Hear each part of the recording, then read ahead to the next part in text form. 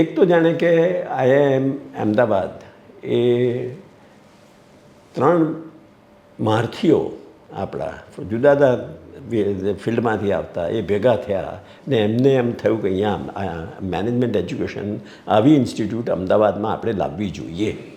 એ અને રવિ બંને એમ માનતા કે આપણે આપણા સક્સેસરનું કામ મુશ્કેલભર્યું નથી કરવાનું.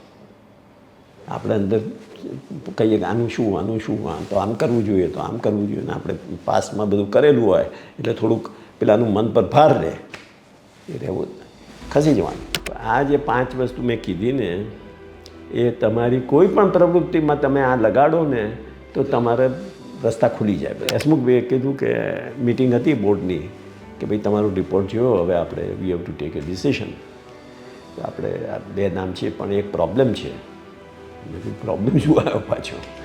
એટલે કહે છે કે આ તમે પહેલું નામ જે સજેસ્ટ કર્યું છે એ નામ છે તે એ ભાઈ તો ગ્રેજ્યુએટ પણ નથી, તો કેવી રીતે આપણે એમને કરી શકીએ? એટલે મેં કહ્યું સાહેબ જુઓ, એ ભાઈ આપણે ત્યાં ફેકલ્ટી મેમ્બર છે ત્યારે એ વખતે વિચાર ના કર્યો કે ગ્રેજ્યુએટ નથી.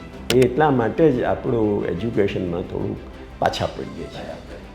સારી ઇન્સ્ટિટ્યૂશન કારણ કે પાવર પ્લે આવી જાય, કોઈને આને આગળ વધારવો છે, મારે 2 સ્ટેપ આગળ વધવું જોઈએ ના. રવિ મથાએ કીધું કે ભાઈ I don't want to use this position as a stepping stone to further my self.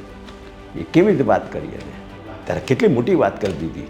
નિશાન રાખીને બંદૂક નથી તાકી, જે ચાલતા ચાલતા જે વસ્તુ રસ્તામાં આવી કરી એ જોઈને આગળ વધી ગયા છે.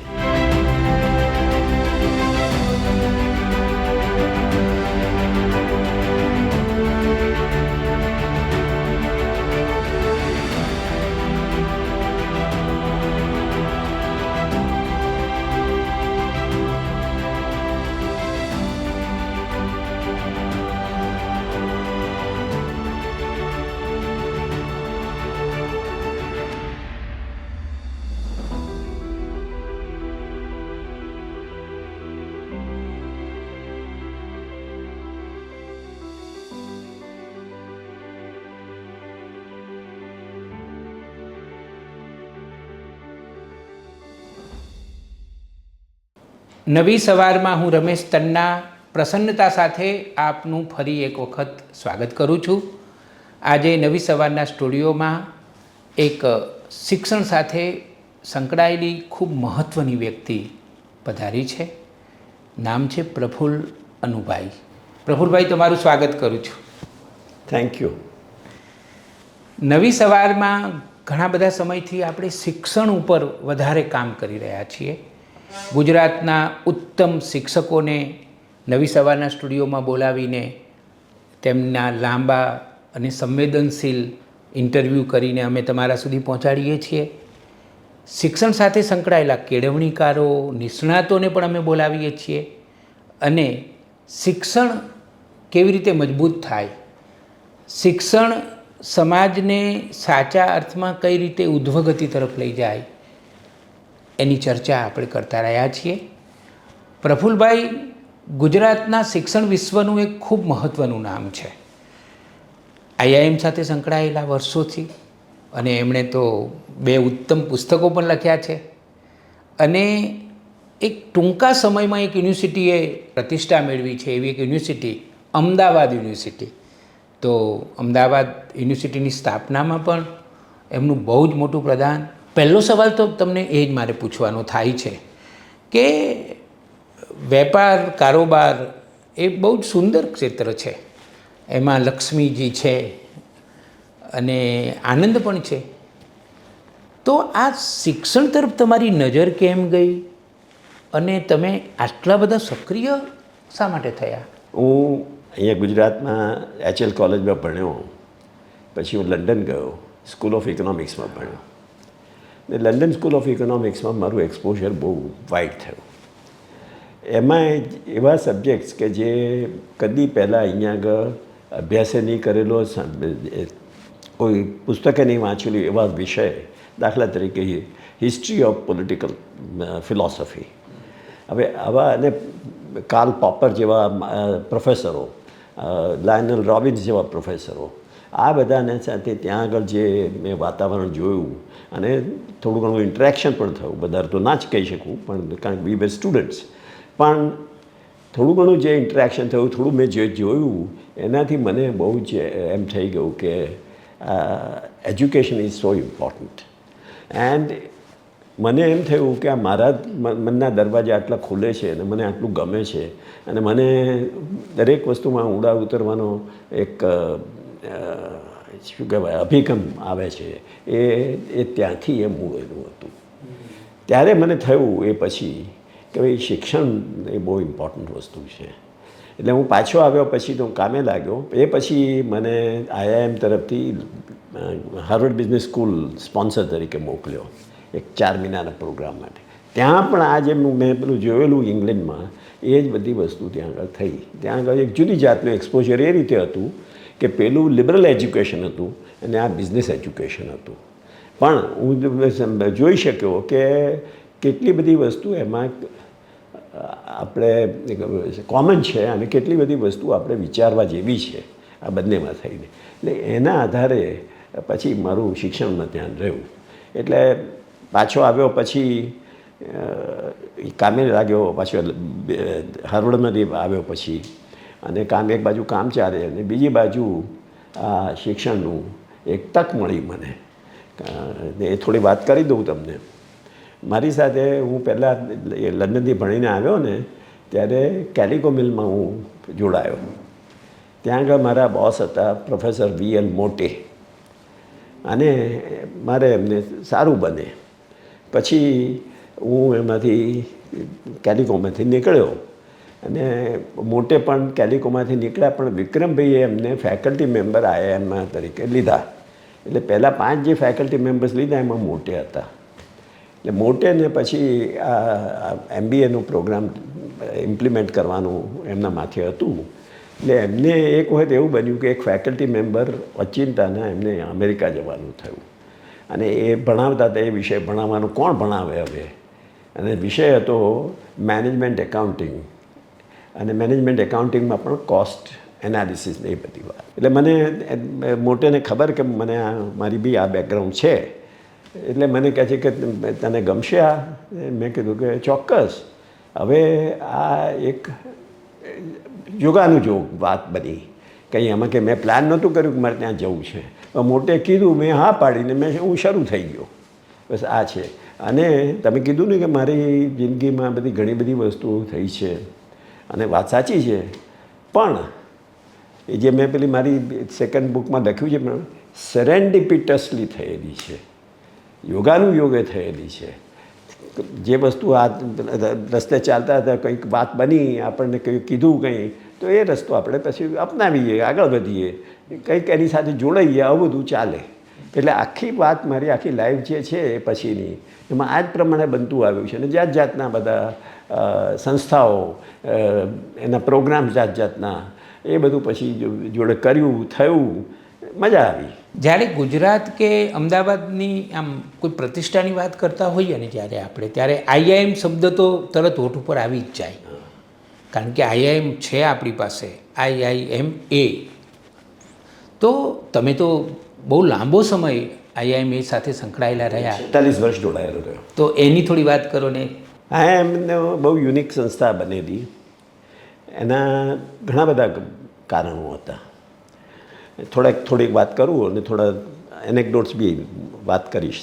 એક તો જાણે કે IIM અમદાવાદ એ 3 મહારથીઓ આપણા જુદા જુદા ફિલ્ડમાંથી આવતા એ ભેગા થયા ને એમને એમ થયું કે અહીંયા મેનેજમેન્ટ એજ્યુકેશન આવી ઇન્સ્ટિટ્યૂટ અમદાવાદમાં આપણે લાવવી જોઈએ. વિક્રમ સારાભાઈ, કસ્તુરભાઈ લાલભાઈ અને જીવરાજ મહેતા. જીવરાજ મહેતા એ વખતે chief minister, Kasturbhai doyen of industry અને વિક્રમભાઈ સાયન્ટિસ્ટ અને એજ્યુકેશનિસ્ટ. એના બે એ 3 ભેગા થયા. વિક્રમભાઈનું બહુ જ સોચ આગળ ફોરવર્ડ હતી, એટલે કંઈક આપણે અહીંયા કરવું. એ ભેગા થયા, એ બીજી કોઈ જગ્યાએ આવું બન્યું નહીં. એના લીધે આજે મુંબઈમાં જ કરવાના હતા એ આ લોકો પોતે રજૂઆત કરીને અમદાવાદ લઈ આવ્યા. આ એક પહેલી મોટી વાત બની. અને એના લીધે શું થયું કે ઇન્ડસ્ટ્રીનું જોડાણ રહેવું આ આઈઆઈએમ સાથે અને એક્ટિવ રહેવું એ ઇમ્પોર્ટન્ટ વાત થઈ. અને એમાં એક સરસ વાત શું બની કે એનું ઢાંચો આખો પીપીપી પબ્લિક પ્રાઇવેટ પાર્ટનરશિપનો બન્યો. એ વખતે પીપીપી શબ્દ કોઈ જાણતું નહોતું, કોઈએ કીધું નહોતું, પણ એનો સ્ટ્રક્ચર એ રીતે બન્યું કારણ કે આ 3 જણા જોડાયા હતા.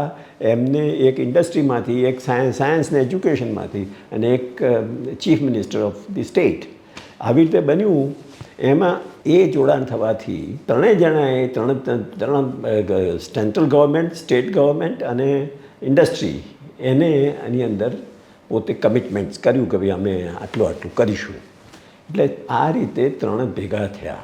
એના લીધે બન્યું એવું કે અનલાઇક મેની અધર આઈઆઈએમ ઓર આઈઆઈટીઝ કે જેમાં બોર્ડ હોય છે, ટ્રસ્ટી બોર્ડ હોય, પણ એટલા એક્ટિવ ના હોય. અહીંયા આગળ કસ્તુરભાઈ અને પછીથી બીજા બધા પણ બહુ એક્ટિવ રહ્યા. એ બહુ મોટો ડિફરન્સ, કારણ કે કસ્તુરભાઈએ એમ કીધું કે આઈઆઈએમનો ઇન્ફ્રાસ્ટ્રક્ચરનો ખર્ચ અમે આપીશું. ગુજરાત ગવર્મેન્ટે એમ કીધું કે 68 એકર જમીન અમે આપીશું. ને સેન્ટ્રલ ગવર્મેન્ટે એમ કીધું કે તમારે જે કંઈ પણ આ પ્રોગ્રામની અંદર રનિંગ કોસ્ટમાં ફાઇનાન્શિયલ જે સપોર્ટ હોય તો અમે આપીશું. વાહ! આ રીતે ભેગા થયા. હવે અને એમાં વિક્રમભાઈની જે સોચ હતી એ પ્રમાણે બધું કર્યું. અને એમને હાર્વર્ડ બિઝનેસ સ્કૂલને અહીંયા આગળ લઈ આવે. એ બી એક સ્ટોરી છે કે હાર્વર્ડ બિઝનેસ સ્કૂલ કેવી રીતે અહીંયા આવી. બન્યું હતું એવું કે એક dean Robbins Gujarat government of ઇન્ડિયાએ એક કમિટી નિમી હતી. ટીટી કૃષ્ણમાચારી એના હેડ હતા કે આમ મેનેજમેન્ટ એજ્યુકેશન માટે શું કરવું. એ અટીરામાં આવેલા, અટીરાના એન્યુઅલ ફંક્શન માટે કે કશામાં. એટલે એમને એમ બોલતા એ વખતે વિક્રમભાઈ ત્યાં ડાયરેક્ટર. તો વાતચીતમાં એમ કીધું કે આવી રીતે હું કમિટીમાં છું, આવી રીતે મારે કરવાનું છે વાતચીતમાં. એટલે વિક્રમભાઈના કાન સરવા એટલે કીધું કે હવે આ તો વાત આવી મેનેજમેન્ટ એજ્યુકેશનની, તો આપણે અહીંયા કરવું છે. કારણ કે એ પહેલાં એમને હાર્વર્ડમાંથી શોર્ટ પ્રોગ્રામ માટે કનેક્શન કરેલું આ અટીરા માટે. એટલે એમને એમ થયું હતું કે આપણે તો અહીંયા જો આપણા ઇન્સ્ટિટ્યૂટ આવે તો વધારે સારું. એટલે એમને ત્યાંથી વાત પકડી અને ત્યાંથી એમને પછી આ કસ્તુરભાઈને વાત કરી અને પછી જીવરાજભાઈ આવ્યા એટલે જીવરાજભાઈને વાત કરી. અને એ લોકોએ દિલ્હીમાં, કારણ કે ડીન રોબિન્સનો રિપોર્ટમાં એવું હતું કે એક કલકત્તા કરવી ઈસ્ટ કોસ્ટ પર ને એક વેસ્ટ કોસ્ટ પર. ને naturally Mumbai being the commercial capital ત્યાં આગળ થયા. એટલે બધી વાત તો એની જ હતી. હવે ત્યાંથી આપણે અમદાવાદ લાવવાનું, અને અમદાવાદની છાપ કેવી કે સિંગલ ઇન્ડસ્ટ્રી સિટી, ટેક્સટાઇલ જ એકલું, મુંબઈ તો જાતનું બધું, અને financial capital of the country. એટલે એના લીધે એ વાત આગળ જલ્દીથી વધે એવી નહોતી. એટલે એમને બધી રજૂઆતો કરીને છેવટે આ નક્કી થયું. આ રીતે આ પહેલાં આઈઆઈએમ અમદાવાદ લાવવાનું નક્કી થયું because of the efforts of this people and their contribution, whole hearted contribution, intellectual and financial. I must say કે જીવરાજભાઈએ જે ભાગ ભજવ્યો છે ને એ બહુ યુનિક છે, બહુ યુનિક છે. કે એક વાત તમને કહીશ ને તમને ખ્યાલ આવી જશે. હવે એમને જીવરાજભાઈ એક તો આના માટે મહેનત કરી. અને વિચાર કરો, એક નાની એટલે નવી ઇન્સ્ટિટ્યૂટ થવાની છે, કેટલા માણસને નોકરી મળવાની છે. એમને એ વિચાર નથી કર્યો કે ગુજરાતીને નોકરી મળે, એમને એ વિચાર નથી કર્યો કે ગુજરાતી સ્ટુડન્ટ્સને પ્રેફરન્સ મળે એડમિશનમાં, સારી ઇન્સ્ટિટ્યૂટ થવી જોઈએ, એ વિચારથી આગળ ચાલ્યા.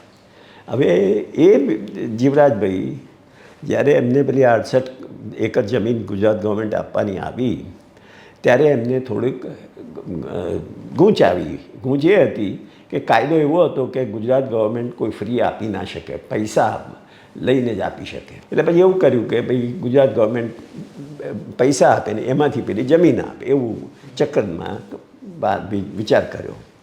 હવે થયું એવું કે ગુજરાત ગવર્મેન્ટને કંઈ બજેટમાં પ્રોવિઝન એનું 1 વર્ષમાં હતું નહીં પૂરું. એને જે કંઈ વેલ્યુએશન થયું, વેલ્યુએશન મને અત્યારે યાદ નથી, પણ વેલ્યુએશન જે થયું એ. એટલે કીધું કે ભાઈ હવે શું કરવું. તો કીધું કે ભાઈ આપણે એક લોન લઈએ, થોડા પૈસા આપીએ પહેલાં આ બજેટમાં, આ વર્ષના બજેટમાં. તો એમાં કર્યું એવું કે માર્ચમાં એક ફાઇનાન્શિયલ યરમાં માર્ચમાં પૈસા આપ્યા થોડા, બીજું સેકન્ડ યરમાં આપ્યા, અને ત્રીજું છે તે નેક્સ્ટ યર. એટલે એમ 3 વર્ષમાં સ્પ્રેડ થઈ જાય એવી રીતે એમને કર્યું કંઈક. આ ઇન્ટરનલ મેટર છે સરકારની. પણ એમાં બન્યું એવું કે જમીન તો તરત લઈને કામ ચાલુ કરવાનું હતું. એટલે નક્કી એવું થયું કે ભાઈ જમીન મોર્ગેજ કરવી અને આ લોકો આ પૈસા આપે, એમાંથી પૈસા આવે એ પૈસા માંથી આપી દે. એટલે વાત એ રીતે એનો રસ્તો કાઢ્યો. હવે ખરી મજાની વાત છે, ડોક્યુમેન્ટેશન કરવાનું, હાઇપોથિકેશન કરવું પડે જમીનનું, એને ડોક્યુમેન્ટેશનનું. એમાં એ કોણ કરે અને સહી કેવી રીતે કરે એવો સવાલ આવીને ઊભો રહ્યો. ત્યારે એ હાઇપોથિકેશન ડોક્યુમેન્ટ માટે chairman of the board Jivraj Mehta he offered, એમને કીધું કે હું આવા તૈયાર છું. હું ઈશ્વરન સેક્રેટરી હતા, ચીફ સેક્રેટરી, એ બે જણા અમે બેંકમાં જઈશું. એમાં બેંકમાં જવું પડે, એમાં એક ગમે તે જગ્યાએ ના થઈ શકે. એટલે બંને જણાએ કીધું કે અમે જઈશું, ત્યાં સહી કરી દઈશું, વાત પતી ગઈ, આપણું બધું ક્લિયર થઈ જાય.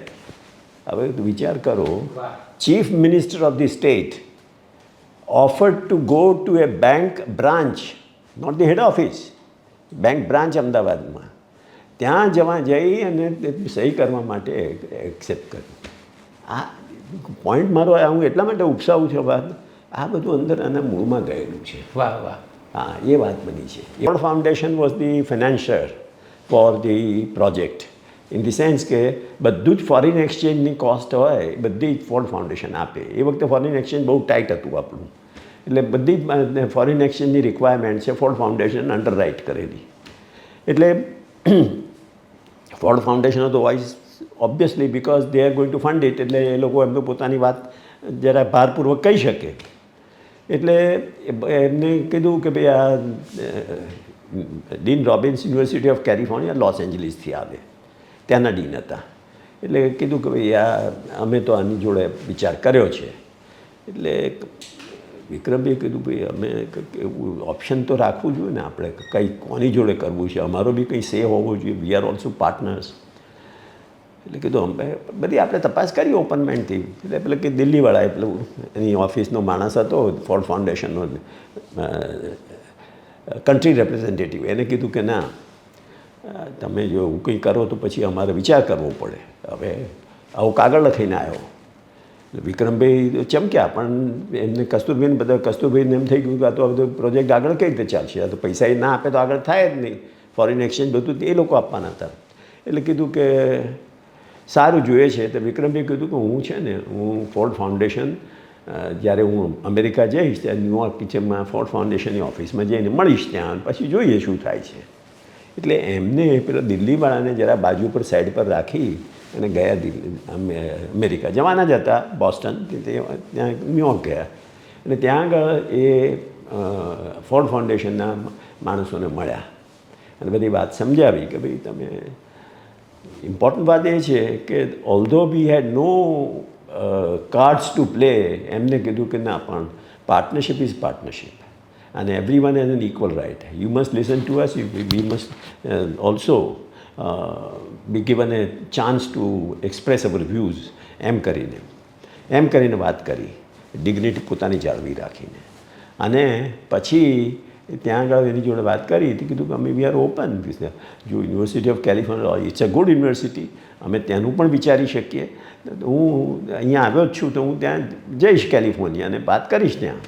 એટલે પછી ત્યાંથી ત્યાં ગયા, ત્યાં વાત કરી, બધા ફેકલ્ટીને બધાને મળ્યા. તે કીધું કે સારું, વિચાર કરીને કહીશું. પછી બીજી બાજુ હાર્વર્ડનું ટ્રેક તો ચાલુ જ હતો. અને ત્યાં આગળ આપણા કમલાબેન ચૌધરી જે વિક્રમભાઈ સાથે અટીરામાં હતા, અને એ ત્યાં આગળ એ વખતે વિઝિટિંગ ફેકલ્ટી માટે ગયેલા. પછી હુમાયુન કબીર જે એજ્યુકેશન મિનિસ્ટર હતા, એમને બી કંઈક કોન્ટેક્ટ થયેલો, એટલે ત્યાં જવાના હતા. ત્યારે કીધું તમે ત્યાં જજો, એમ કીધું કે વાત થઈ હશે. પછી પાછા આવ્યા. પછી 2-3 ઓપ્શન બધા વિચાર્યા કે હાર્વર્ડ કરે કે MITને કોન્સોર્શિયમ કરીને કરે, એવું બધું વિચારતા હતા. અને મહિનો એક થયો હશે કે 2 મહિનો થયો હશે, અને પેલા લોકોએ જવાબ આપ્યો યુનિવર્સિટી ઓફ કેલિફોર્નિયાએ કે ભાઈ અમારી પાસે ફેકલ્ટી બેન્ડવિડ્થ એવી નથી કે અમે આને સપોર્ટ કરી શકીએ, એટલે અમે આમાંથી ખસી જવા માગીએ છીએ. એટલે એ ઓટોમેટિક ખસી ગયા. એટલે પછી હાર્વર્ડનું બારણું ખુલ્યું. એટલે વિક્રમભાઈ અને કમલાબેન બધા ભેગા થઈને ત્યાં આગળ વાત કરી અને હાર્વર્ડ એક બુક કરી. હવે આ જે વાત બની છે એ બે વસ્તુ બહુ અગત્યની છે કે ડિસ્પાઇટ ધ ફેક્ટ કે બધા પૈસા ફોર્ડ ફાઉન્ડેશને આપવાના હતા અને એનો જે મેઇન ઓફિસર હતો ઇન્ડિયાનો એને આટલું સ્ટ્રોંગલી, એ તો કાગળ વાંચવા જેવો છે, મેં મારી ચોપડીમાં છે, જે રીતે લખ્યું હતું જાણે કે પોતાની પાસે એકો એને લખે ને માણસ કે ને એવી રીતે કે તો પછી તો અમારે વિચાર કરવો પડશે, એવું છે. છેલ્લું વાક્ય એવું પણ આવી ગયું. હવે એવે વખતે with nothing in our hand એ વખતે એનો સામનો કરવાનો, એટલે એની સાથે ડીલ કરવાનું હતું. ત્યારે એ ડિગ્નિટી જે એમને રાખી છે ને, વિક્રમભાઈના જે શબ્દો છે કે we are partners and we both must listen to each other અને મૂવ ફોરવર્ડ જોઈન્ટલી, એમ કરીને રિમાઇન્ડ કર્યું છે એમને. એ આઈ ટેલ યુ, આવી આ જે બધી વસ્તુઓ છે ને એ રિફ્લેક્ટ થાય છે અને આપણને ખબર નથી પડતી, પણ એ એવી રીતે રિફ્લેક્ટ થતી હોય છે અને યુનિવર્સિટીના બેસિક પાયામાં, સંસ્કારમાં આ વસ્તુ રિફ્લેક્ટ થતી હોય. અને આ શહેર, જે શહેરમાં બેસીને હું તમારો ઇન્ટરવ્યૂ કરી રહ્યો છું, એ અમદાવાદ શહેરના પનોતા પુત્ર વિક્રમ સારાભાઈનું આમ તો આખા ભારતમાં, કારણ કે અવકાશ વિજ્ઞાનના એ ભીષ્મ પિતામહ હતા, પણ અમદાવાદ શહેરને પણ કેટલું બધું આપ્યું છે એમણે, કેવી સંસ્થાઓ આપી આપણને. પ્રફુલભાઈ, એવું લાગે ખરું કે થોડુંક વધારે જીવ્યા હોત, એ વહેલા જતા રહ્યા થોડા વિક્રમભાઈ, બહુ વહેલા, બહુ વહેલા, એટ ધ એજ ઓફ 50. હા, જો વધારે લાંબુ જીવ્યા હોત તો અમદાવાદના શિક્ષણને હજી વધારે ફાયદો થયો હોત. મારા હિસાબે એમનું પછી ફલક બદલાઈ ગયું હતું અને ઓલ ઇન્ડિયાની હતી વાત. અને અમદાવાદમાં એમને પીઆરએ એમને શરૂ કરેલું, શરૂ કર્યું, કમ્યુનિટી સાયન્સ સેન્ટર એમને શરૂ કરેલું. અને પહેલાં સૌથી પહેલાં અટીરામાં એમને ડિરેક્ટર તરીકે કસ્તુરભાઈ શેઠે ઇન્વાઇટ કરેલા. એની વોઝ હાર્ડલી 30-40ની વચ્ચે હતા એ. અને બધા બીજા મેમ્બર્સ બધા મિલિયનર્સ હતા, એ લોકોએ કીધું ભાઈ આટલા યંગ માણસને આવી રીતે આપણે બોલાવીને આમ આ સોંપ્યા. ત્યારે કસ્તુરભાઈ કીધું ના, એ બરાબર છે, તમે જોશો કે શું કરી શકે, ક્યાં વાત, એમ કરીને એમને લીધેલા. અને એક બહુ મજાની વાત એ છે કે એમને પછી ત્યાં રિક્રુટ કરવાનો હતો સ્ટાફ, જાહેર ખબર આપી, એમાં એક લખ્યું છેલ્લું વાક્ય, people about 30 or 35 need not apply. હા, બિલકુલ ઊંધું. બીજા કહે કે વધારે અનુભવવાળો માણસ જોઈએ, વધારે જગ્યાએ એસ્ટાબ્લિશ થયેલો માણસ જોઈએ. આ તો કહે છે કે એ જોઈએ જ નહીં, મારે તો ફ્રેશર્સ જોઈએ છે, સારી ટેલેન્ટવાળા, ધગશવાળા એવા માણસો જોઈએ છે. એવો એક આખો ઊંધી જ વિચાર કરીને આ કર્યું કામ એમને. હવે આ સોચ હતી. અને સેકન્ડલી એમનો એક આ બહુ જ ઇમ્પોર્ટન્ટ નિયમ, જ્યાં બી કામ કરે ત્યાં સુધી બિલકુલ મન દઈને કામ કરે. જે દિવસે એ ત્યાંથી નીકળે પછી શેડો નહીં પડવા દેવાનો, પતી ગઈ વાત. અટીરા પછી બીજા લોકો આવ્યા ને બધાએ ચલાવ્યું, બધું થયું, સુબ્રમણ્યમ આવ્યા ને બીજા આવ્યા, પણ એમને કંઈ નહીં. Same thing he did with IIMA. એ જ્યારે IIMમાં ઓનરરી ડિરેક્ટર હતા અને જ્યારે પછી ફૂલ ટાઈમ ડિરેક્ટર રવિ મથાઈ આવ્યા ત્યારે પણ બિલકુલ પછી શેડો નહીં પડવા દેવાનો. કારણ કે એ અને રવિ બંને એમ માનતા કે આપણે આપણા સક્સેસરનું કામ મુશ્કેલભર્યું નથી કરવાનું. આપણે અંદર કહીએ કે આનું શું તો આમ કરવું જોઈએ, તો આમ કરવું જોઈએ. ને આપણે પાસ્ટમાં બધું કરેલું હોય એટલે થોડુંક પેલાનું મન પર ભાર રહે, એ રહેવું જ નહીં, ખસી જવાનું, કશું જ નહીં કરવાનું. Ravi Mathai was also a fantastic man. અને જે એમની વાતો તો જે છે એ બધી મેં નોંધેલી છે, પણ એક ઇમ્પોર્ટન્ટ વાત ઘણી બધી છે, પણ એક કરી દઉં. એ જ્યારે છે ને 6 વર્ષ એમને થયા ત્યારે હી સેડ કે હવે હું સ્ટેપ ડાઉન થઈ જાઉં. એટલે બોર્ડે કીધું ભાઈ યુ આર ડુઈંગ સો વેલ, તમે સ્ટેપ ડાઉન થવાની વાત કેમ કરો છો? એટલે 5 વર્ષ થયા ત્યારે એમને એવું કીધું હતું. એટલે કહે છે કે ના, બદલાવવું જોઈએ. 1 વર્ષ ચાલ્યું પછી તો અહીં ઇન્સિસ્ટેડ, સ્ટેપ ડાઉન થઈ ગયા. પછી એમને ફેલિસિટેશન ફંક્શન આવ્યું. ફેલિસિટેશન ફંક્શનમાં એમને 3 વાત કરી કે મારે એટલું કહેવું છે કે આવી સંસ્થામાં જ્યારે મુખ્ય માણસ, ટોપ એક્ઝિક્યુટિવ એ જ્યારે સ્ટેપ ડાઉન થાય ત્યારે શું વિચારથી કરવું જોઈએ. તે કીધું કે એક તો જાણે કે આવું ચેન્જ એ રિક્વાયર્ડ છે કારણ કે ફ્રેશ આઈડિયાઝ આવે એટલા માટે 5 વર્ષે માણસે ખસવું જોઈએ. That is one. સેકન્ડલી આ એજ્યુકેશનલ ઇન્સ્ટિટ્યુશન છે, એમાં કોઈ હાયરાર્કી નથી. I as director was first among equals, એવું એક એમને વાક્ય કર્યું ને કીધું કે આ રીતે મેં કામ કર્યું છે અને આ રીતે હોવું જોઈએ. આ બીજી વાત. ત્રીજી વાત, people in position always think in terms of using it for next steps. હવે આગળ ક્યાં જવા માટે મને ટેકો મળતો હું કેવી રીતે આગળ જવું, એટલે પહેલાંનો ઉપયોગ કરે. એટલે કહે છે કે that is why I have decided to step down within the institute. એટલે he reverted to the position of a faculty member after being the director. આ 3 વાત કરી એમ. હવે આ તમે વિચાર કરો કેવી સોચનો માણસ છે. મને તો એ પણ વિચાર આવે છે કે કેવા કેવા મહાન શિક્ષણ શાસ્ત્રીઓએ પાયો નાખ્યો છે. ગુજરાતના શિક્ષણનો પાયો નાખનાર કેવા મહાન અને દૃષ્ટિવાળા શિક્ષણ શાસ્ત્રીઓ. મુખ્ય વસ્તુ શું છે, હું એટલા માટે જે વેલ્યુઝ પર બહુ આધાર છે. છેવટે વેલ્યુઝ જે લોકો પ્રેક્ટિસ કરે છે ને, ટોપ મેનેજમેન્ટ વેલ્યુઝ, એ એક ઇન્સ્ટિટ્યુશનનું કલ્ચર બની જાય છે. પછી એવી ડિફાઇનિંગ મોમેન્ટ્સ પર આવો સ્ટેન્ડ દે ને ત્યારે આવું થતું હોય છે. એ બહુ ઇમ્પોર્ટન્ટ વાત છે. અને એ કેટલા બધા દાખલા છે એવા કે જ્યારે આવું બન્યું છે ત્યાં આઈઆઈએમમાં. ત્યારે આઈઆઈએમ એમને એમ નથી બનતી, એ બની છે એનું પાછળ આ બધું પડેલું છે ને એ કલ્ચર ઊભું થયેલું છે. આજે આઈઆઈએમની અંદર જે ફેકલ્ટી મેમ્બર્સ હોય તો ડાયરેક્ટરને ચેલેન્જ કરી શકે ઇન ઓપન મિટિંગ. એ જે કલ્ચર ઊભું થયું છે એ માઇન્ડ ખોલી નાખવાની વાત છે, ઓથોરિટીની કોઈ વાત નથી. એ ફર્સ્ટ એમંગ ઇક્વલ્સની વાત જે કરી છે ને એ અમલમાં મૂકેલી છે. એને કાંઈ વાત ખાલી શબ્દો નથી વાપર્યા, એને અમલમાં મૂકેલું છે. અને એ પરંપરા હજી પણ સચવાઈ છે લગભગ. I would say A faculty, જો કે છેલ્લા 5-7 વર્ષથી મારો સંપર્ક બહુ ઓછો થઈ ગયો છે, પણ એ પહેલાં તો I have seen through out. તમને એક દાખલો આપું એના પરથી ખ્યાલ આવી જશે. આપણા પ્રદીપ ખાંડવાલા એ ડાયરેક્ટર હતા અને એ વખતે એસ.કે. ખન્ના કરીને ચેરમેન આવ્યા. એસ.કે. ખન્ના રૂરકીથી આવે ત્યાં, એટલે હતા અમદાવાદમાં ઉછરેલા પાછા, પણ એ ત્યાં રૂરકીમાં ડિરેક્ટર હતા, ત્યાંથી આવ્યા.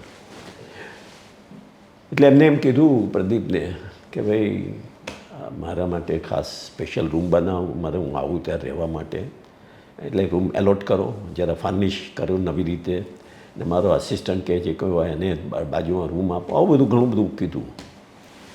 એટલે પ્રદીપે કીધું કે ભાઈ સાહેબ બધી વાત બરાબર છે, આપણે આવું કર્યું નથી કદી, આપણા આખા ઇતિહાસમાં આવું બન્યું નથી, પણ છતાંય તમે ઇન્સિસ્ટ કરો છો તો પછી મારાથી ના થઈ શકે.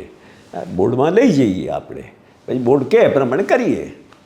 ના ના ના કંઈ કરવાની જરૂર નથી. પ્રફુલભાઈ, આઈઆઈએમ વિશે જ હું તમારી સાથે એટલી બધી વાતો કરી શકું અને તમારી પાસે એટલો બધો ખજાનો છે કે આપણે 2-3 કલાક વાતો કરીએ તો પણ ઓછી પડે. પણ હવે આપણે જરા આઈઆઈએમથી જઈએ અમદાવાદ યુનિવર્સિટી બાજુ. અમદાવાદ યુનિવર્સિટી એ જે ટૂંક સમયમાં જ પ્રતિષ્ઠા મેળવી, યુનિવર્સિટીઓ ખ્યાતનામ થતી જ હોય છે, પણ અમદાવાદ અને ગુજરાતની હું વાત કરું તો અમદાવાદ યુનિવર્સિટીએ જે લોકોનું ધ્યાન ખેંચ્યું, અમદાવાદ યુનિવર્સિટી વિશે તમારી પાસેથી વાત સાંભળવી છે. આ યુનિવર્સિટી તમે સ્થાપી શા માટે અને એની સ્થાપના કરતી વખતે તમારા મનમાં શું શું હતું? અમદાવાદ યુનિવર્સિટીમાં ચાલુ કરીને એની બધી વિગતમાં નથી જતો. ત્યારે હું એજ્યુકેશન સોસાયટી તરફથી I was the chairman of the board of management. એટલે મારા મનમાં એક આઈઆઈએમનો અનુભવ આટલો, એનઆઈડીમાં બહુ લાંબો વખત સુધી બી સંકળાયેલો, સેપ્ટમાં સંકળાયેલો, અને અટીરા અને આવી બધી સંસ્થાઓ સાથે હું સંકળાયેલો. એટલે મારી એક સોચ હતી કે ભાઈ કેવી જાતની યુનિવર્સિટી બનવી જોઈએ, અને મારા મનમાં એમાં એક લિબરલ યુનિવર્સિટી બને અને એમાં દરેક ડિસિપ્લિન્સ અંદર આવે, સાથે સાથે એક જે ફેકલ્ટી મેમ્બર્સ હોય એમને પૂરું ફ્રીડમ મળે. આ બધું આઈઆઈએમમાંથી બધું આવેલું. ફ્રીડમ મળે, પોતાની રીતે પ્રોગ્રામ્સ ડિઝાઇન કરે, આવું બધું મારા મનમાં હતું એ વખતે. અને વહેલી તકે આને આપણે ટેક ઓફ કરવી છે. એટલે મારી પાસે ઓપ્શન્સ બધા મેં 2-3 વિચારેલા. પછી મને થયું કે one of the best things which one can do is, થોડો મારો સમજો કે મારા અનુભવનો બાયસ પણ કહી શકાય કે હું લંડનમાં ભણેલો હોય, બોસ્ટનમાં ભણેલો હોય, એટલે મને એમ ત્યાંનું થોડીક પ્રભાવ હતું મારા પર. પણ મને લાગેલું કે આ બહુ સારી વસ્તુ છે, એટલે આપણે અહીંયા કરવી જોઈએ. એટલે વહેલું કરવા માટે મેં એવું નક્કી કર્યું કે આ નવી યુનિવર્સિટી છે, કોઈ જાણતું નથી, પણ મારા જે કંઈ પણ કનેક્શન્સ હતા આઈઆઈએમના લીધે, પર્સનલ કનેક્શન્સ હતા બધા, એના લીધે હું એમ કે એક સારી યુનિવર્સિટીઓની સાથે પાર્ટનરશિપ કરું. ને જો એ હું કરું તો એ લોકોની પેડાગોજી, એ લોકોનું કરિક્યુલમ ડિઝાઇન, એ લોકોના પ્રોસેસીસ, એ લોકોના ફેકલ્ટી રિસર્ચ મેથડ્સ અને એકબીજાની આપલે થાય, આ બધું થાય તો જરા ઝડપથી આપણે આગળ વધી શકીએ. એક બાજુ આ જો આપણે કરીએ તો એક આપણી ઇમેજ જલ્દીથી ઊભી થાય અને છોકરાઓ અને ફેકલ્ટી એ પણ આપણે એટ્રેક્ટ કરી શકીએ. કારણ કે એક વિશેષ સર્કલ હતું. જ્યાં સુધી તમે સારા છોકરાઓ ના આવે, ત્યાં સુધી સારી ફેકલ્ટી ના આવે, અને ત્યાં સુધી સારું એડમિનિસ્ટ્રેશન ઊભું ના થાય, અને ત્યાં સુધી છોકરાઓ ના આવે, એવું ચક્કર ચાલ્યા કરે. હવે એને બ્રેક થ્રુ કરવાનું હતું. ત્યારે એને એટલા માટે નક્કી મેં વિચાર્યું એવું કે સારી યુનિવર્સિટી સાથે પાર્ટનરશિપ કરવી, એવું આપણે શરૂઆત કરો. એટલે મેં પહેલાં કેમ્બ્રિજમાં જજ બિઝનેસ સ્કૂલ, વર્લ્ડમાં પહેલાં ત્યાં ટોપ 10માં ગણાય એ વખતે, ને મેં એનો ત્યાં આગળ જવાનો વિચાર કર્યો. અને મેં પહેલાં શબ્દ જે વાપર્યો ને સેરેન્ડિપિટસ, એના જેવું બન્યું. આઈઆઈએમમાં મારી સાથે ફેકલ્ટી મેમ્બરમાં એક પ્રોફેસર મોહન કૌલ કરીને હતા. ને મોહન કૌલ એ કોમનવેલ્થ ડેવલપમેન્ટ કાઉન્સિલના ચેરમેન, લંડનમાં રહે. એ ત્યાંથી આઈઆઈએમ છોડીને પછી ત્યાં ગયેલા. એટલે મેં મોહનને વાત કરી. મેં કહ્યું, મોહન, આ યુનિવર્સિટી ચાલુ કરી છે અને મને એમ છે કે યુરોપ કે ઇંગ્લેન્ડની કોઈ સારી યુનિવર્સિટી તારે કોન્ટેક્ટ હોય તો આપણે આગળ એમની સાથે વાત કરવી છે. મારા ધ્યાનમાં પેરિસની બિઝનેસ સ્કૂલ હતી, જીનીવાની હતી, એ 2-3 મારા ધ્યાનમાં હતી, અને કેમ્બ્રિજની હતી. એટલે કે yes, I can do that. I am on the board of this જજ બિઝનેસ સ્કૂલ. એટલે આપણે I will open an door for you, then we will see as to how it comes. એટલે મેં કહ્યું, બહુ વન્ડરફુલ. એટલે હું ગયો ત્યાં, જજ બિઝનેસ સ્કૂલવાળા જોડે વાત કરીને બધું થઈ ગયું. એટલે આ રીતે થયું. એટલે એ થયું. હવે કોઈ નામ નહીં, કોઈ રિસોર્સિસ નહીં, કોઈ એવી આપણી પાસે એવી વ્યક્તિ પણ નહીં કે જેને એમ કે જેના લીધે બધા આવે. ત્યારે આ બધું જે થયું તે એક આપણે આ કરવું છે, કોણ આપણને મદદ કરી શકે એમ છે, ને આપણે કેમ આ કરવું છે, એ બહુ ઇમ્પોર્ટન્ટ વાત હતી. આ રીતે એ શરૂ થયું. અને એ પછી મેં સ્ટેનફર્ડ જોડે કર્યું. હવે સ્ટેનફર્ડ જોડે એટલે આટલી મોટું નામ આખી દુનિયામાં. હવે ત્યાં પછી ખોલવું કેવી રીતે બારણું? બીજા મિત્ર હતા અહીંયા સી સ્ટેપ બેંગ્લોરમાં. એટલે એમને કીધું કે હું મારું એક ત્યાં પ્રોફેસર છે અને હું જાણું છું ડિઝાઇન સ્કૂલમાં, એને ઉપર હું એક ચિઠ્ઠી લખું છું, તો જોઈએ આપણે શું થાય છે. હું તો પહોંચી ગયો ત્યાં. એટલે ઇન શોર્ટ શું છે, આ રીતે બધા થયા. અને we got the, I mean, I must say કે we got the topmost institutions as partners. અને એક તો મેં કીધું name recognition, that is one, પણ that's a small point. Important point એ છે કે અમારી આખી ફેકલ્ટીને બધાની સોચ, એક ઓરિએન્ટેશન બદલાઈ ગયું. એ બહુ મોટી વાત બની. કારણ કે એમને પછી તે એક્સપોઝર એવી રીતે થયું. ઓલિન કોલેજ ઓફ એન્જિનિયરિંગ, અમેરિકાની 3rd best engineering undergraduate programme, અને એના પ્રેસિડેન્ટ રિક મિલર અહીંયા આગળ આવેલા, અને મારે જરા ટચ થયેલો અને એના પરથી આગળ ચાલ્યા.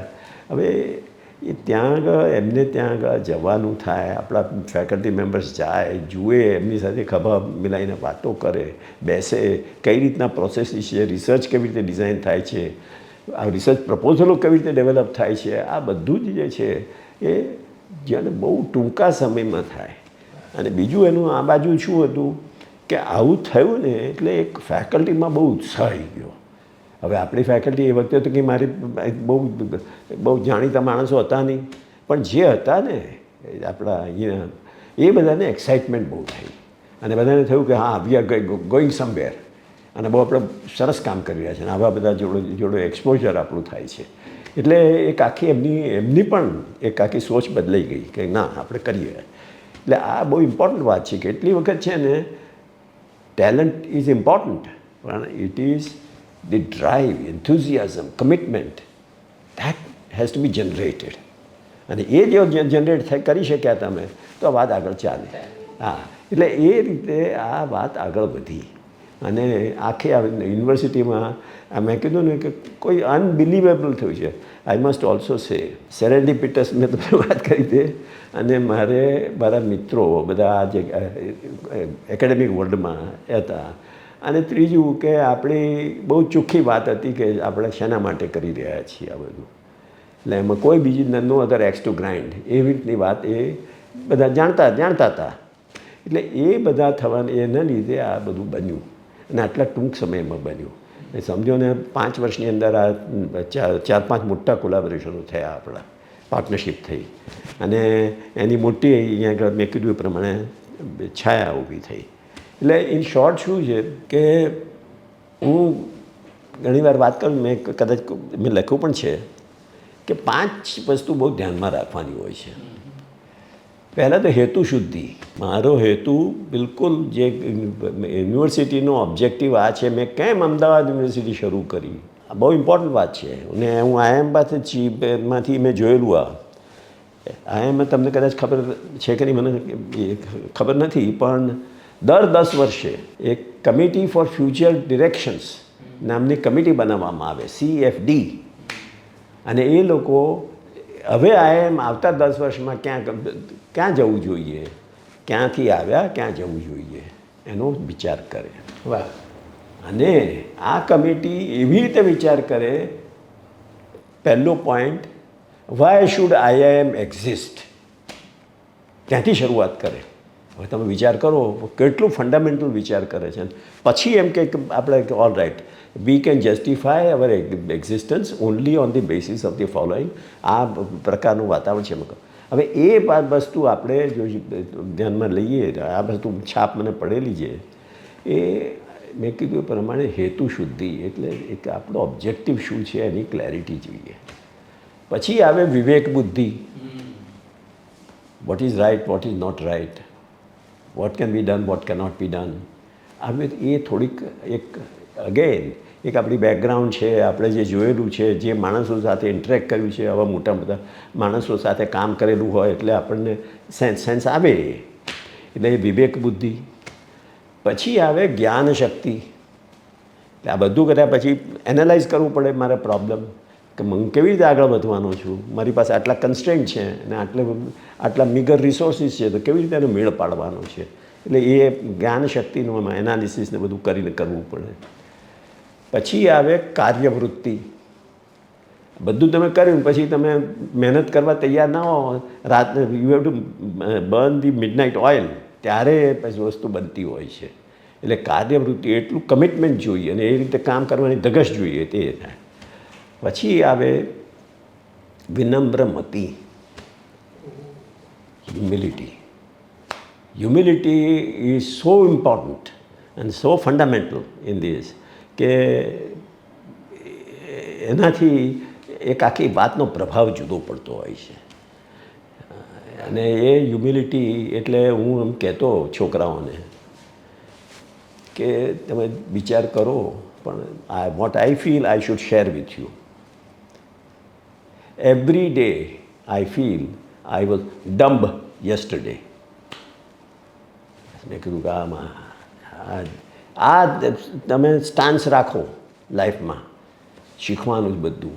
મને તો ગઈકાલ સુધી મને એમ થયું કે મને આવડી ગયું, અરે ભાઈ હજી આજે કંઈ નવું આવે ત્યારે આ તો નવી વાત આવી ગઈ. એ જાતની વાત એક મન એ રીતનું ખુલ્લું રાખેલું હોય, એ હ્યુમિલિટી હોય તો તમે આગળ વધી.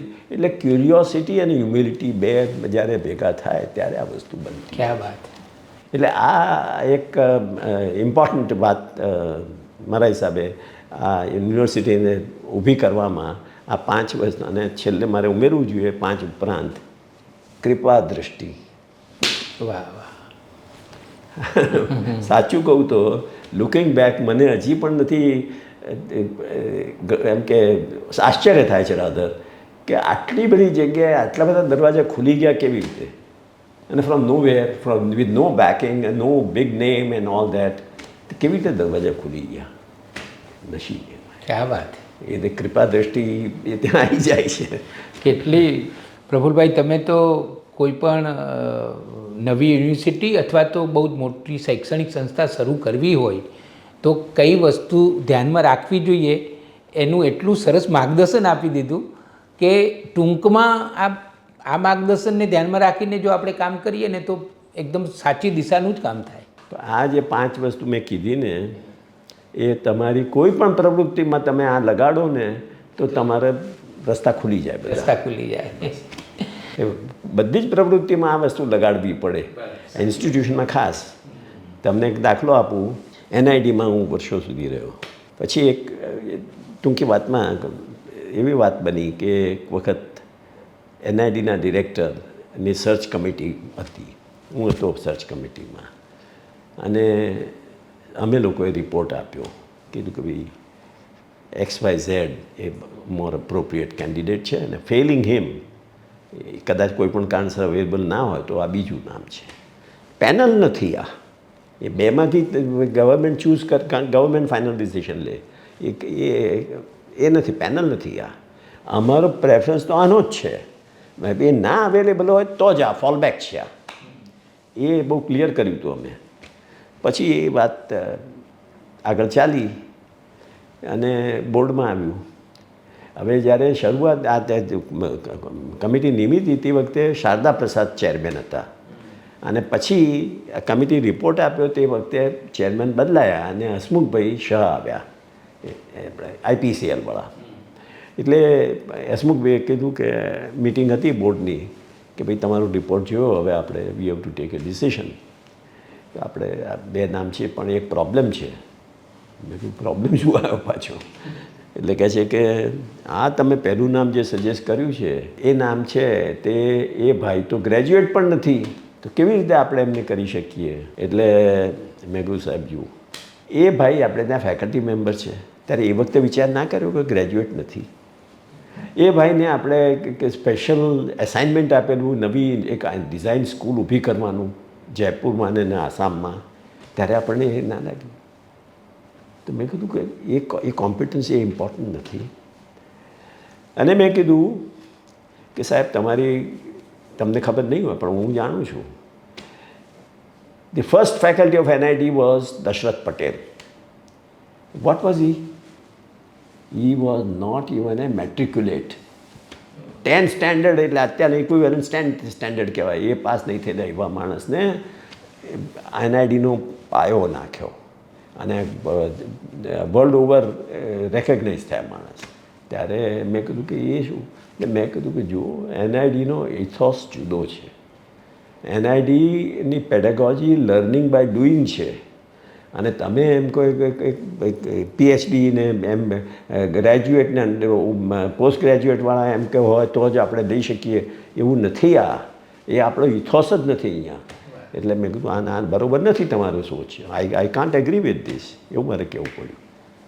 અને એ પોઈન્ટ ઉપર મેં રાજીનામું આપી દીધું. Point I M making is કેટલીક વખત એવી પણ આવે છે કે જ્યારે એક બેસિક ફંડામેન્ટલ વેલ્યુ, મેં કીધું કે બધી વસ્તુમાં મારે તમારે ડિફરન્સ પડે એટલે હું રાજીનામું ધરી દઉં એવું ના થાય. પણ જ્યારે ફંડામેન્ટલ પોઈન્ટ આવે છે ત્યારે આપણે સ્ટેન્ડ લેવો પડતો હોય છે. અને આપણે ત્યારે કહેવું પડતું હોય છે કે આમ કરી શકાય, નહીં ત્યારે ઇન્સ્ટિટ્યૂશનનું ભવિષ્ય બગડે એવું કહેવું, સ્ટેન્ડ લેવો પડતો હોય છે. એટલે ઇન શોર્ટ જે મેં પેલું હેતુશુદ્ધિની વાત કરી તમને, એ બધા 5 વાત કરી, એ બધી જ જગ્યાએ આ જુદી જુદી જગ્યાએ આવી રીતે એપ્લાય કરવી પડે આપણે જ્યાં બી હઈએ ત્યાં, અને તે કરીએ તો જ એ ત્યાંનું સાર્થક થાય. વાહ. નહીંતર સાર્થક ના ના થાય. લંડન અને બોસ્ટનમાં ભણેલા પ્રફુલ્લભાઈ અને ઘણી બધી ખ્યાતનામ ગુજરાતની અથવા અમદાવાદની શૈક્ષણિક સંસ્થાઓ સાથે બહુ જ લાંબા પટ્ટે કામ કરનારા પ્રફુલ્લભાઈ, મારે એ જાણવું છે કે લંડન એટલે કે યુરોપ અને અમેરિકાનું ઉચ્ચ શિક્ષણ, ત્યાંની યુનિવર્સિટીઓ અને આપણી, એ બંનેમાં આમ બંનેની સરખામણી કરીએ તો શું દેખાય આપણને? બહુ બધું ડિફરન્સીસ પડે છે, બહુ બેસિક ડિફરન્સીસ. એક તો જાણે કે મેં કીધું એ પ્રમાણે જે રવિએ કીધું ને, ફર્સ્ટ એમંગ ઇક્વલ્સ, એ બહુ ઇમ્પોર્ટન્ટ વાત છે. સી તમે ઇન્ડસ્ટ્રીમાં હો ને એમાં હાયરાર્કિકલ સ્ટ્રક્ચર હોય. I report to senior manager report to vice president report to president, president report to CEO. એ બધા એ રીતે હોય અને એ રીતે આખી વાતના ડિસિઝન મેકિંગનો પ્રોસેસ ઘડાયેલો હોય. યુનિવર્સિટીમાં એવું નથી હોતું, એજ્યુકેશન ઇન્સ્ટિટ્યૂશનમાં ના થાય. એ ફ્લેટ પિયર કલ્ચર કહેવાય અને એની અંદર છે તે બધાને પોતપોતાનો સે કહેવાનું હોય છે. હવે તમને સોરી પણ મને એક દાખલો, બહુ ઇન્ટરેસ્ટિંગ દાખલો આપું કે કેવી રીતે IIMમાં રવિ મથાએ શું કર્યું હતું. અમારે ત્યાં પ્રોફેસર વિજય વ્યાસ, એ સિનિયર પ્રોફેસર અને very well recognize consultant to the World Bank and all that, અને પ્રોફેસર ઉદય પરીખ. હવે Uday Parikh was the head of the program head of the short duration program કરતા હતા એનું. ને Vijay Vyas was one of the faculty members who was going to take a few sessions. The problem એ આવ્યો કે વિજયને એ જ વખતે consultation માટે Washington જવાનું આવ્યું ઇન્વિટેશન. એટલે ઉદય પાસે ગયા ને વિજય કહે છે કે ભાઈ આ મારે આ આવ્યું છે ને આ મોસ્ટ પ્રેસ્ટિજિયસ વસ્તુ છે અને મારે જવું પડે એવું છે, તો મને મારું જે શેડ્યુલ છે થોડું રિશફલ કરો ને. ઉદય કહે છે કે જો આપણે ત્યાં આપણે કોઈ આવી રીતે કરતા નથી, કારણ કે વી આર સ્ટુડન્ટ સેન્ટ્રિક. પહેલી સગવડ સ્ટુડન્ટ્સને જોવાની છે, એનું હિતનું જોવાનું છે. આપણે આવું કરતા નથી ના. પણ આ તો ઇન્સ્ટિટ્યુશન માટે, personally apart from me, institution માટે બહુ મોટી વાત છે. બહુ પછી વાત ચાલ્યું, પછી કીધું કે સારું તો એક કામ કરીએ. એને એમ ના કીધું કે રવિ મથાઈ પાસે જઈએ, કીધું કે આપણે ફેકલ્ટી કાઉન્સિલ પાસે જઈએ, કારણ કે ડિસિઝન, આવું ડિસિઝન લેવાનું ફેકલ્ટી કાઉન્સિલ લે તો હું કરું. એઝ અ રિઝલ્ટ વિજય કહે છે કે ના તું જઈશ નહીં ભાઈ, મારે નથી જવું, નથી કરવું. એ હું એ લોકોને લખી દઉં છું કે મારે I have teaching commitment, so I cannot come. એટલે બન્યું શું કે એક જ અઠવાડિયામાં 2 વખતે વોશિંગ્ટન જવા કરી એમને. ઓહો. પેલા લોકો બોલાવ્યા. તમે જે કલ્ચરની વાત હું જે કરું છું ને, જે આ ફ્લેટ કલ્ચર સ્ટ્રક્ચરની વાત કરું છું કે ફેકલ્ટી એમ્પાવરમેન્ટ, વાહ, અને સ્ટુડન્ટ સેન્ટ્રિસિટી. ઇન્સ્ટિટ્યૂટ શાના માટે છે, કોના માટે છે? ફેકલ્ટીની સગવડ માટે નથી, સ્ટુડન્ટ્સના ભલા માટે, એની પ્રોગ્રેસ માટે, એની ઉન્નતિ માટે છે. આ વાત છે અહીંયા. એટલે ઇન શોર્ટ જે તમને મેં કલ્ચરની ને વેલ્યુઝની વાત કરું છું ને, એ બધા આવી બધી બનાવો પરથી ડેમોન્સ્ટ્રેટ થાય છે. અને હું હમણાં 2 વખત અમેરિકા ગયો અને હું વાંચતો તો રહું જ છું, કારણ કે હું પણ શિક્ષણ સાથે જોડાયેલો છું. તો પ્રફુલ્લભાઈ, મને થાય કે શિક્ષણ, ખાસ કરીને ઉચ્ચ શિક્ષણમાં યુનિવર્સિટીઓમાં એમણે જે બધા માપદંડો પ્રસ્થાપિત કર્યા છે એ ખરેખર જબરજસ્ત છે, સવાલ જ નથી. અને બીજું એટલું તમે જોજો કે એ બહુ ઓછી ઇન્સ્ટિટ્યુશનમાં એ એડોપ્ટ થયેલા છે કે અમલમાં મુકાયા છે, અને એ એટલા માટે જ આપણું એજ્યુકેશનમાં થોડુંક પાછા પડીએ છીએ આપણે સારી ઇન્સ્ટિટ્યુશન. કારણ કે પાવર પ્લે આવી જાય, કોઈને આને આગળ વધારવો છે, મારે 2 સ્ટેપ આગળ વધવું જોઈએ ના. રવિ મથાએ કીધું કે ભાઈ I don't want to use this position as a stepping stone to further myself. એ કેવી રીતે વાત કરી એને, ત્યારે કેટલી મોટી વાત કરી દીધી. અને અમલમાં મૂકી. વાત કરીએ એક વસ્તુ છે, અમલમાં મૂકીએ એ તો બીજી વસ્તુ છે, બરાબર છે, અને એ જ મુખ્ય વસ્તુ છે. એ જ મુખ્ય વસ્તુ છે. અમલમાં મૂકવું એ તો મુખ્ય છે. એટલે હું તો કહું છું એટલા માટે, I say what I mean and I do what I say. વાહ. એ રાખો તમે તો તમે કોઈ પણ માણસ જોડે ખુલ્લા દિલે વાત કરી શકો અને સામા માણસને પણ ખબર પડે કે શું વાત છે. પ્રફુલભાઈ, નવી સવારનો આ ઇન્ટરવ્યૂ, આ મુલાકાત જે શિક્ષકો જોતા હોય, જે અધ્યાપકો જોતા હોય, એમને તમે શું કહેશો? મારા હિસાબે બે વસ્તુ મારે કહેવી જોઈએ. એક તો હેતુ શુદ્ધિ, શેના માટે આપણે ભેગા થયા છીએ, એ હેતુ આપણે જે કંઈ પણ કરીએ એનાથી બર આવે છે, આગળ વધે છે. હેતુ જડ ઊંડી જાય છે, એના મૂળ ઊંડા જાય છે એને વિચાર કરો. એટલે મૂળ તો ઊંડા જવા જ જોઈએ. હા, એટલે એક એ વસ્તુ છે. બીજી એ વસ્તુ છે કે છોકરાઓનું, આપણે અહીંયા છીએ તો છોકરાઓ માટે છીએ, તે છોકરાઓનું ભવિષ્ય કઈ રીતે ઇમ્પ્રૂવ થાય એનો વિચાર કર્યા કરવો આખો વખત. એ એક બીજી મોટી ઇમ્પોર્ટન્ટ વસ્તુ છે કે છોકરાઓ, જે તમે આપણે શરૂઆતના કીધું તમે કે પ્રાથમિક શાળાનું તમે જે પેલું સ્પેશિયલ ઇનિશિયેટિવ લેવાના છો, તમારા મનમાં સોચ શું છે કે આ ભવિષ્ય છે, આમાં બીજ રોપવાના છે. એટલે એ જે તમારી સોચ જે છે એ બીજી બહુ વેરી ઇમ્પોર્ટન્ટ, અને એ ખુલ્લા દિલની હોવી જોઈએ. અને ત્રીજું, એક પગથિયું નથી, જે રબી મથાએ કીધું. આ જો તમારે તે પગથિયાનો તરીકે વિચાર કર્યો તો ગયા. હું અહીંયાથી પ્રોફેસરમાંથી લેક્ચરરમાંથી પ્રોફેસર બનવું ને પ્રોફેસરમાંથી ડિરેક્ટર બનવું ને ડિરેક્ટરમાંથી બોર્ડ મેમ્બર બનવું ને એવી જે સીડીઓ ચડવાની વાત આવે, પતી ગઈ વાત. બને એવું એ જુદી વસ્તુ છે, પણ તમે એ ભાવથી જ તમે આગળ ચાલો એ ના ચાલે. તો એ લોકો જોઈ લે છે, તમને માપી જ લે એક જ મિનિટમાં કે આમનો શું આશય છે, કેમ આમ કરે છે. જે આપણું શિક્ષણ છે ને, ભારતનું શિક્ષણ, એ વૈશ્વિક સ્તરનું કેટલા વર્ષોમાં બનશે અને કેવી રીતે બનશે?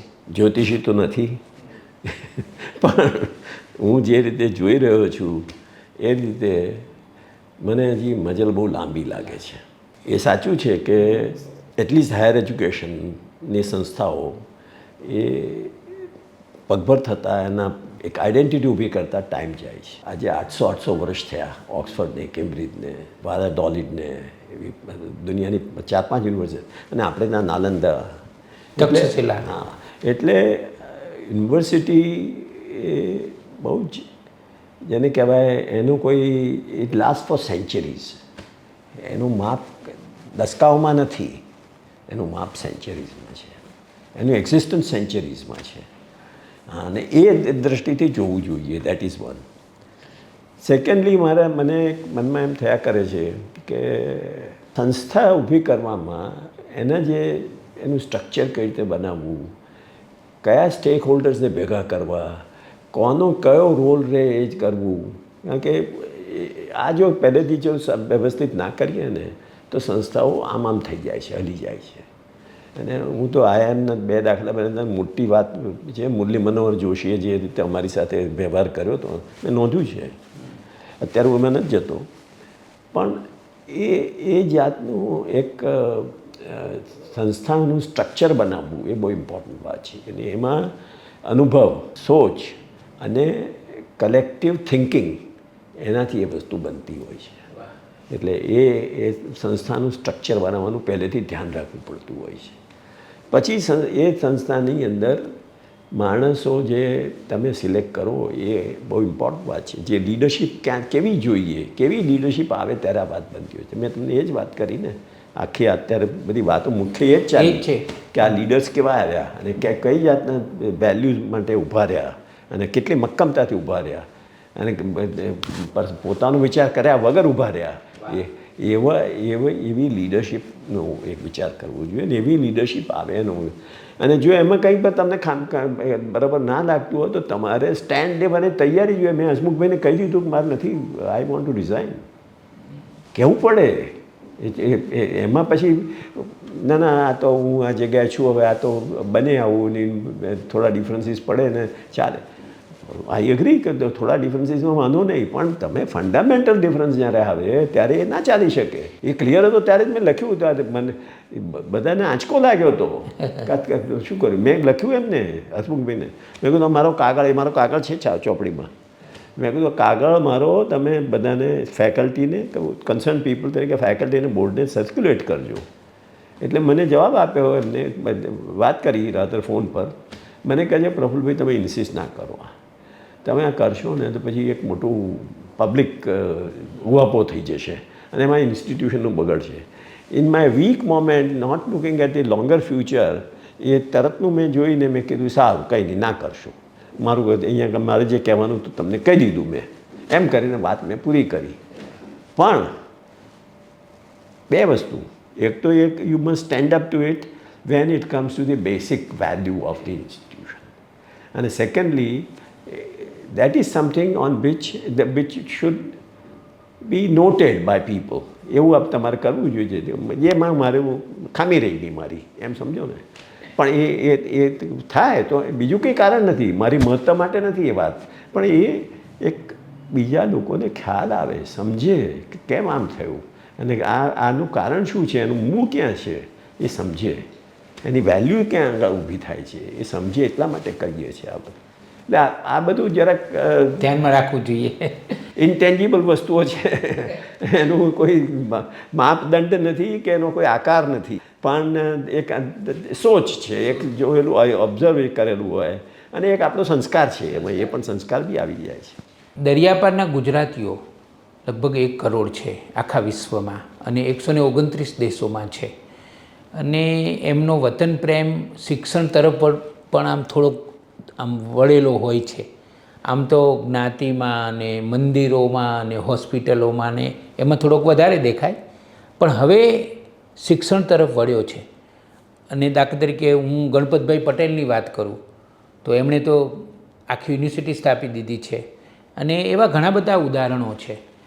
અને અમે જાન્યુઆરી 2027માં 129 દેશોમાં વસતા ગુજરાતી પ્રતિનિધિઓને અમદાવાદમાં ભેગા પણ કરી રહ્યા છીએ, અને એમાં અમારી મુખ્ય થીમ શિક્ષણ અને વિજ્ઞાન છે.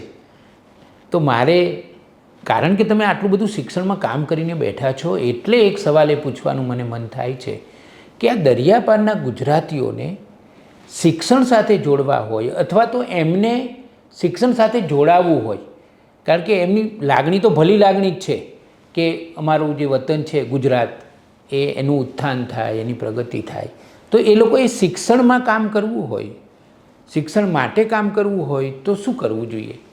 તમે કીધું એવો વિચાર મને આવેલો, અને એમાં મેં પહેલાં કીધું મોહન કોલનું નામ દીધું ને, કોમનવેલ્થ બિઝનેસ કાઉન્સિલમાં. એટલે હું લંડન જાઉં આ કેમ્બ્રિજના કનેક્શનમાં, ત્યારે મને વિચાર આવેલો કે આપણા ગુજરાતી ભાઈઓ જે ઈસ્ટ આફ્રિકા અને બીજે બધેથી આવેલા છે, લંડનમાં સ્થાયી થયેલા છે, એ બધા પણ આમાં કોઈ રીતે સપોર્ટ આપે તો બહુ સારું થાય. એમને ત્યાં મોહને કીધું ને, મિટિંગ કરી અમે. એટલે મેં ત્યાં આગળ બોલાવ્યા હતા આ લોકોને, ગુજરાતી બિઝનેસ પીપલ, અને most of them had roots from East Africa. એવા હતા જે હાજર હતા, એમાંથી 2-3 જણા એવા હતા, ગુજરાતી હતા બધા. એટલે મેં એમને કીધું કે મેં કીધું જો તમે આ યુનિવર્સિટી કરી છે આપણે, તમે કહો તમારી એની રીતે જોડાવો, આઈ વુડ ડિઝાયર દેટ. 2-3 રીતે કે એક તો એક ડાયસ્પોરા આખી એક કનેક્શન ઊભું થાય, બીજું કે એક સપોર્ટ મળે, અને બીજું મોર ઇમ્પોર્ટન્ટ મેં કીધું કે મારે એવું કરવું છે કે એક રિસર્ચ ટ્રેડિશન ઊભી કરવી છે કે આ લોકો, આ ગુજરાતના લોકો ક્યાં ગયા, કેમ ગયા, શું કર્યું, કેવી રીતે આગળ વધ્યા, ત્યારે એક એના ઉપર રિસર્ચ સ્ટડીઝ થાય એ બહુ ઇમ્પોર્ટન્ટ છે. એટલે ગુજરાતી ડાયસ્પોરાનો રિસર્ચ સ્ટડી માટે મેં કીધું કે તમે ફંડિંગ કરો તો હું એક બધું વ્યવસ્થા કરું, માણસોને બોલાવું અને સિલેક્શન કરી અને પછી આગળ વધ્યા. મેં આ પ્રસ્તાવ મૂક્યો હતો ત્યાં એ વખતે, અને બહુ ઇમ્પોર્ટન્ટ વસ્તુ છે અને યુનિક વસ્તુ છે. તમે બહુ થોડો ઊંડો વિચાર કરીએ તો કેવું માઇગ્રેશન કેવા થયેલા છે અને શું ઇમ્પેક્ટ થયો છે. મને એક વખત હું મારા એક બીજા બિઝનેસ કનેક્શનમાં, એટલે પેલું હું બોર્ડમાં હતો એટલે મારે મોરિશિયસ જવાનું થતું હતું. તો હું જોતો ત્યાં કે બધા આપણા ઇન્ડિયન્સ બધા ઘણા, એકચ્યુઅલી મેજોરિટી ઇન્ડિયન્સ છે. એટલે પછી જોયું તો એ બધા ઈસ્ટ યુપીથી આવે. પછી મેં જોયું, પછી કોઈ જગ્યાએ વાંચ્યું ફિજીમાં પણ એ ઈસ્ટ યુપીવાળા છે. પછી વેસ્ટ ઇન્ડિઝમાં પણ એ છે, 5,000 માઇલનું દૂર. અને બધા પ્લાન્ટેશન્સ માટે આવેલા છે. કેવી પેટર્ન છે! હવે એને એ બધામાંથી મોટાભાગના શરૂઆતમાં ઈસ્ટ યુપીથી આવેલા છે, કારણ કે ઇન્ડેન્ચર્ડ લેબર તરીકે, કારણ કે અહીંયા આગળ એ શેરડીના ને બીજા એમાં કામ કરતા હતા ને એમને આવડત હતી. એટલે આ જે બ્રિટિશર્સ છે એ ફિજીમાં, મોરિશિયસમાં અને અહીંયા એમને લઈ ગયેલા ઇન્ડેન્ચર્ડ લેબર તરીકે, અને ત્યાંથી આ ઊભું થયેલું છે. હવે એ એક જુદો દાખલો છે, પણ જે આ ગુજરાતી આપણા અહીંયાથી પહેલાં east coast of Africa, not just East Africa, what is Tanzania, Kenya અને યુગાન્ડા, એ ત્રણ નહીં, પણ સુદાન, ઇથિયોપિયા, એડન, એ બધે ગયેલા છે. ઓમાન, એ બધે પથરાયેલા. એ બધા આપણા વેપારીઓ બધા. અને એ કેવી રીતે ગયા અને કેવી રીતે શું કર્યું, એ બહુ મોટી વાત છે. અને તે foreign country, foreign language, cultural differences બહુ, અને ઊભા થયા ત્યાંથી. એટલે મેં એમને કીધું એ લોકોને, આનો સ્ટડી કરાવવા જેવો છે, રિસર્ચ સ્ટડી કરાવવા જેવો છે. આપણી ગુજરાતી ગુણવંતરાય આચાર્યની નોવેલ છે ને, દરિયાલાલ વાંચેલી. હા, એટલે એ આખી વાત જે છે આનો એક થોડો અભ્યાસ થાય એવું મેં એમને કીધેલું. હવે એ વખતે મને કીધું કે હા, એટલે કળસી માટે મને હા હા કીધું, પણ પછી કંઈ આગળ થયું નહીં. પછી હું આઈ મસ્ટ ઓલ્સો એડમિટ કે I did not follow it up very vigorously, નહીંતર તો પાછું કંઈક ઉપજી આવે. પણ ત્યાં વાત છૂટી ગઈ. ત્યાં આવું બનતું હોય છે લાઈફમાં. પ્રફુલભાઈ, હું 1999થી દરિયાપારના ગુજરાતીઓ સાથે સંકળાયેલો છું. અમેરિકાથી એક છાપું નીકળે છે, ગુજરાત ટાઈમ્સ, ન્યૂયોર્કથી નીકળે છે, એમાં હું 14 વર્ષ હતો. અને હું 27 વર્ષથી દરિયાપારના ગુજરાતીઓ માટે કામ કરું છું. ગ્લોબલ ગુજરાતી ફેડરેશન નામની એક સંસ્થા પણ ચલાવું છું. અને ગુજરાતી ડાયસ્પોરાનું ડોક્યુમેન્ટેશન શાસ્ત્રીય રીતે થાય એના માટે હું પોતે ખૂબ ગંભીરતાથી પ્રયત્ન કરી રહ્યો છું. હા, અને બીજું એ ઉપરાંત તમે રિસર્ચ સ્ટડીઝ માટે કોઈ ફેકલ્ટી મેમ્બર સિલેક્ટ કરીને મૂકો કે આ કેવી રીતે બન્યું છે, કેમ બન્યું, અને how does it compare with other diasporas. એવું પણ એક વિચાર થઈ શકે. ચાઇનાથી આવેલા હોય, જાપાન તો નહીં, પણ ચાઇનાથી આવેલા એ બી એક ડાયસ્પોરા છે. એવી રીતે એ બધું કમ્પેરેટિવ સ્ટડી થાય તો બહુ ઇમ્પોર્ટન્ટ વસ્તુ. હું અમેરિકા ગયો અને ઘણી બધી લાઇબ્રેરીઓમાં મેં બીજા દેશના ડાયસ્પોરા વિશે રિસર્ચના પુસ્તકો શોધ્યા તો મને મળ્યા. હા, પણ ગુજરાતી કમ્યુનિટીનું મળ્યું નથી. મેં એમ લોકોને કીધું હતું કે આ કરવા જેવું કામ છે, ખાલી જગ્યા છે આ, એકદમ અને ઇમ્પોર્ટન્ટ છે. સાચી વાત છે. પણ ખૂબ મજા આવી. પ્રફુલભાઈ, છેલ્લો સવાલ એ જ પૂછી લઉં કે તમે શિક્ષણમાં આમ બરાબર ડૂબકીઓ મારી. આમ તો ભારતની સંસ્કૃતિમાં તો એવું કહેવાય છે કે ગંગા નદીમાં ડૂબકીઓ મારવી અને પુણ્ય કમાવવું, પણ આ વિદ્યાનું આખું છે સરોવર, એમાં તમે કેટલી બધી સંસ્થાઓ, નવી સંસ્થાઓ ઊભી કરી. તો આમ જીવનમાં સંતોષ કેટલો, આનંદ કેટલો, એ મારે પૂછવું છે. બહુ જ આનંદ. મેં કીધું એ પ્રમાણે કોઈ નિશાન રાખીને બંદૂક નથી તાકી. જે ચાલતા ચાલતા જે વસ્તુ રસ્તામાં આવી કરી એ જોઈને આગળ વધી ગયા છે. ખૂબ આભાર આપનો.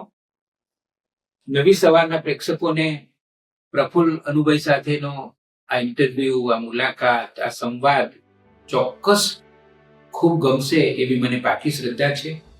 હું વિનંતી કરું છું કે આ મુલાકાતને વધારે ને વધારે લોકો સુધી ધકેલજો, કારણ કે આપણે આવા ધક્કાની વધારે જરૂર છે. આપણે આપણા શિક્ષણને વધારે નજીકથી, વધારે કડક રીતે, વધારે તટસ્થ રીતે જોવાની જરૂર છે. અને પછી એમાં જે જે કરવા જેવું છે એ કરવાની પણ જરૂર છે અને એમાં આ મુલાકાત ખૂબ જ ઉપયોગી થાય એવી છે. તમને જો આ મુલાકાત ગમે તો તમારો પ્રતિભાવ અને આપવાનું ભૂલતા નહીં.